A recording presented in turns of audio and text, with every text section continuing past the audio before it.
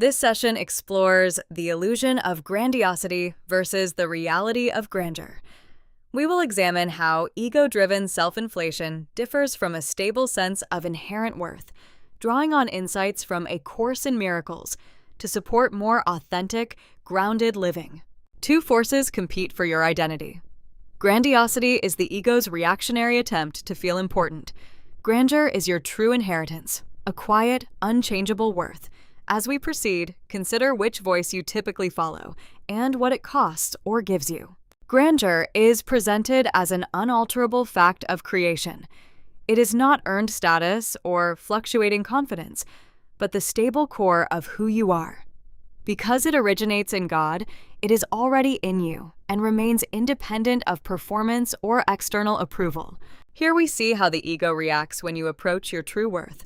Awareness of grandeur triggers fear, which the ego interprets as a threat. It responds with a counterfeit offer, grandiosity, promising safety through self-inflation, yet ultimately cycling back to fear. Grandiosity is depicted as a hollow, fragile structure. It mimics confidence, but is driven by inner emptiness. Because it lacks real substance, it must be constantly defended and validated. This slide invites us to question where we rely on such unstable strategies. The mask of grandiosity hides a deep belief in smallness. The ego inflates your image precisely because it assumes you are inadequate. The polished exterior is an overcorrection for unaddressed vulnerability, keeping the underlying belief in littleness intact. An illusion cannot replace what is truly created. Grandiosity attempts to substitute for your real grandeur, but remains unstable and easily shattered. Sustaining it is exhausting because you are defending something that was never real in the first place. True value requires no defense. You did not establish your worth, so you do not need to protect it. Moving from illusion to reality means laying down self-defensive strategies and simply accepting the value that has already been securely given to you. Grandeur is characterized by effortless stillness. It merely is. There is nothing to build or prove. You do not need to be special or superior. The practice is quiet acceptance of what already exists, allowing your actions to flow from a stable inner foundation. This diagnostic table contrasts grandiosity and grandeur. Grandiosity is ego-made, effortful, and fragile, leading to isolation and exhaustion. Grandeur is God-given, quietly known, and invulnerable, resulting in wholeness, stability, and deep peace.